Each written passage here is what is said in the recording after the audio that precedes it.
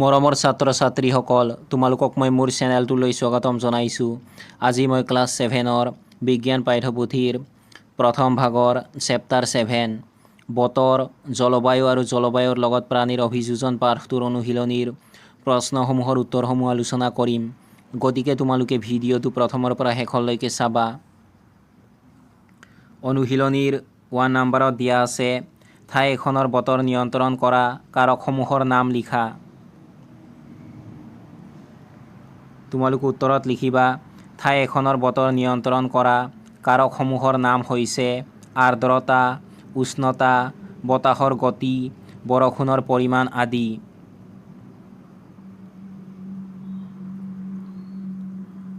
দুই নম্বৰ প্ৰশ্নটো হৈছে, দিনটোৰ ভিতৰত কেতিয়া উচ্চতম আৰু নিম্নতম উষ্ণতা আশা কৰা যায়? তোমালোকে উত্তৰত লিখিবা, দিনটোৰ ভিতৰত পিছবেলা উচ্চতম আৰু পুৱাৰ ভাগত নিম্নতম উষ্ণতা আশা কৰা যায়।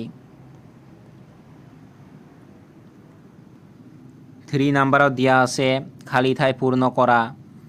এ নম্বৰত দিয়া আছে, সুদীৰ্ঘ সময় ধৰি লোৱা বতৰৰ গড়ক ডেছ বোলে। তোমালোকে খালী ঠাইত লিখিবা জলবায়ু।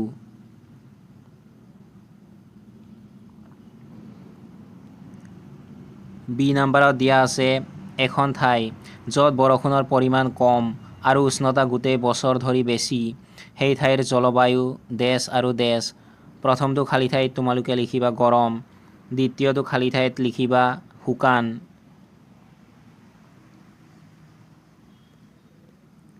চি নম্বৰত দিয়া আছে, জলবায়ুৰ চৰম অৱস্থাত থকা পৃথিৱীৰ দুটা অঞ্চল হ'ল ডেছ আৰু ডেছ। প্ৰথমটো খালী ঠাইত তোমালোকে লিখিবা গ্ৰীষ্মমণ্ডল, দ্বিতীয়টো খালী ঠাইত লিখিবা মেৰু।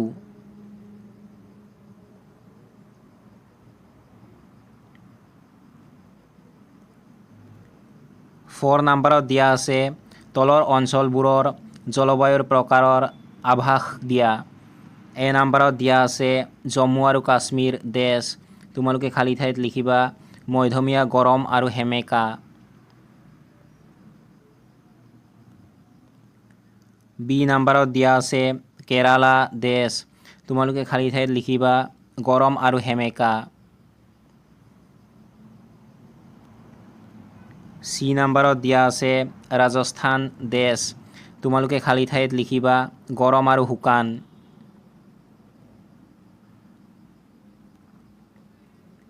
ডি নম্বৰত দিয়া আছে, উত্তৰ পূব ভাৰত ডেছ।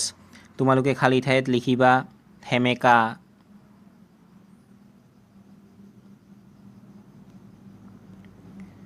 ফাইভ নম্বৰ প্ৰশ্নটো হৈছে, বতৰ আৰু জলবায়ু এই দুটাৰ কোনটো সঘনে সলনি হয়? তোমালোকে উত্তৰত লিখিবা, বতৰ আৰু জলবায়ু এই দুটাৰ বতৰ সঘনে সলনি হয়।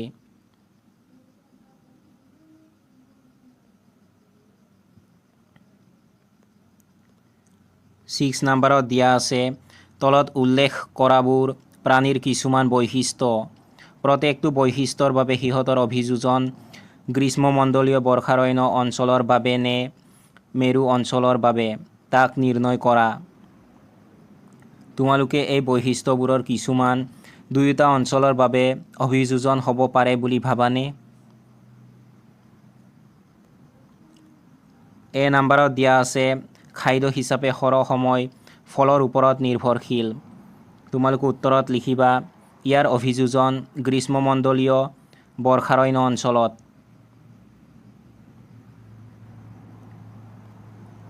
বি নম্বৰত দিয়া আছে, বগা নোমযুক্ত ছাল।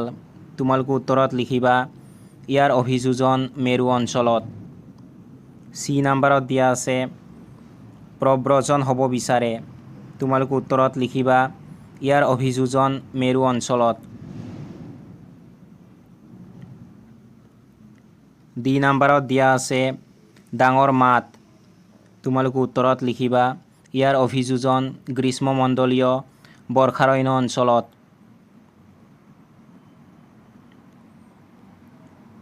ই নম্বৰত দিয়া আছে, ভৰিৰ পতাত আঠাজাতীয় আৱৰণ। তোমালোকে উত্তৰত লিখিবা, ইয়াৰ অভিযোজন গ্ৰীষ্মমণ্ডলীয় বৰ্ষাৰণ্য অঞ্চলত। এফ নম্বৰত দিয়া আছে, ছালৰ তলত চৰ্বিৰ তৰপ। তোমালোকে উত্তৰত লিখিবা ইয়াৰ অভিযোজন মেৰু অঞ্চলত।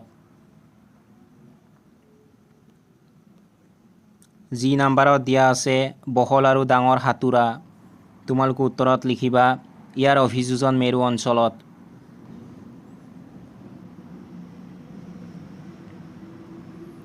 এইচ নাম্বাৰত দিয়া আছে উজ্জ্বল ৰং, তোমালোকে উত্তৰত লিখিবা ইয়াৰ অভিযোজন গ্ৰীষ্মমণ্ডলীয় বৰ্ষাৰণ্য অঞ্চলত। আই নাম্বাৰত দিয়া আছে শক্তিশালী নেচ, তোমালোকে উত্তৰত লিখিবা ইয়াৰ অভিযোজন গ্ৰীষ্মমণ্ডলীয় বৰ্ষাৰণ্য অঞ্চলত। জে নাম্বাৰত দিয়া আছে দীঘল আৰু ডাঙৰ ঠোঁট, তোমালোকে উত্তৰত লিখিবা ইয়াৰ অভিযোজন গ্ৰীষ্মমণ্ডলীয় বৰ্ষাৰণ্য অঞ্চলত। 7 নম্বৰ প্ৰশ্নটো হৈছে গ্ৰীষ্মমণ্ডলীয় বৰ্ষাৰণ্য অঞ্চলত বৃহৎ সংখ্যক প্ৰাণী পোৱা যায়, কিয় এনে হয় ব্যাখ্যা কৰা। তোমালোকে উত্তৰত লিখিবা গ্ৰীষ্মমণ্ডলীয় বৰ্ষাৰণ্য অঞ্চলৰ জলবায়ু অসংখ্য আৰু বিভিন্ন প্ৰাণীৰ বাবে উপযোগী। এই অঞ্চলত অসংখ্য ফল মূল পোৱা যায়। তাৰোপৰি ইয়াত থকা হাবি জংঘলত প্ৰাণীসমূহে বসবাস কৰাৰ লগতে মুক্তমনে বিচৰণ কৰিব পাৰে। এনেবোৰ কাৰণতে গ্ৰীষ্মমণ্ডলীয় বৰ্ষাৰণ্য অঞ্চলত বৃহৎ সংখ্যক প্ৰাণী পোৱা যায়।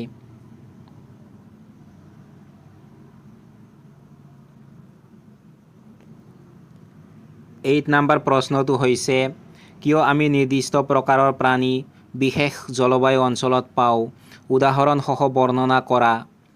তোমালোকে উত্তৰত লিখিবা সকলো জীৱৰ ওপৰত জলবায়ু আৰু জলবায়ুৰ পৰিৱৰ্তনৰ প্ৰচুৰ প্ৰভাৱ আছে। সকলো জীৱ থাকিবৰ বাবে সকলো পৰিৱেশ উপযুক্ত নহ'বও পাৰে। সেয়েহে আমি নিৰ্দিষ্ট প্ৰকাৰৰ প্ৰাণী বিশেষ অঞ্চলতহে দেখিবলৈ পাওঁ। উদাহৰণস্বৰূপে মেৰু অঞ্চলত বাস কৰা বগা ভালুকৰ কথাকে আমি ক'ব পাৰোঁ। বগা ভালুকৰ ছালখন ডাঠ নোমেৰে ভৰা। তাৰোপৰি ইয়াৰ হাতত সাঁতুৰিব পৰাকৈ হাতোৰা আছে। বগা ভালুকৰ দেহটো ডাঠ নোমেৰে পৰিপূৰ্ণ হোৱাৰ বাবে ই মেৰু অঞ্চলতহে বসবাস কৰিব পাৰে। ই বিষুৱীয় বৰ্ষাৰণ্য অঞ্চলত থাকিব নোৱাৰে।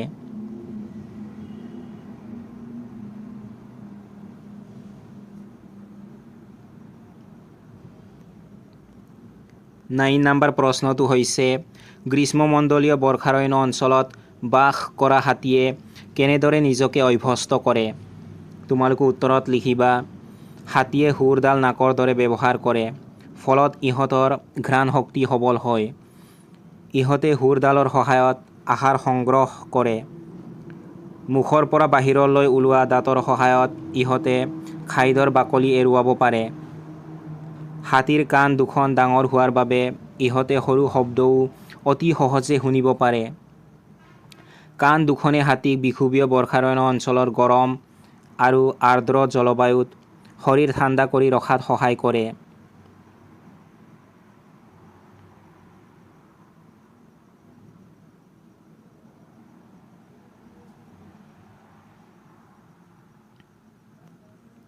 তাৰ পাছত দিয়া আছে তলত দিয়া প্ৰশ্নবোৰৰ পৰা কোনটো শুদ্ধ উত্তৰ বাছি উলিওৱা।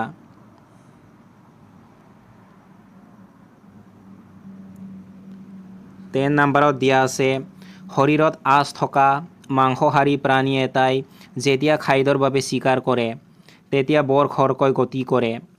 ইয়াক পোৱা যায়। ইয়াৰ শুদ্ধ উত্তৰ হৈছে অপশ্যন নম্বৰ ডি, গ্ৰীষ্মমণ্ডলীয় বৰ্ষাৰণ্য অঞ্চলত।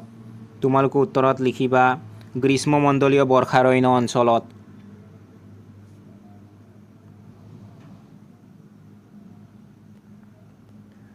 এলেভেন নম্বৰ প্ৰশ্নটো হৈছে বগা ভালুকে অত্যন্ত ঠাণ্ডা জলবায়ুত বাস কৰিবৰ বাবে কি বৈশিষ্ট্যৰে অভ্যস্ত হয়।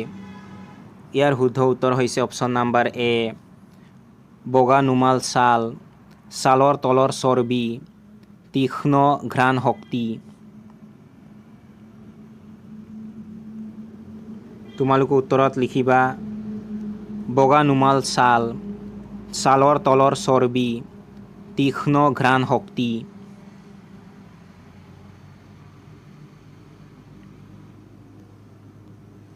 12 নম্বৰ প্ৰশ্নটো হৈছে গ্ৰীষ্মমণ্ডলীয় অঞ্চলৰ বৰ্ণনা দিবৰ বাবে আটাইতকৈ কোনটো ভাল? ইয়াৰ শুদ্ধ উত্তৰ হৈছে অপশ্যন নম্বৰ এ, গৰম আৰু আৰ্দ্ৰ।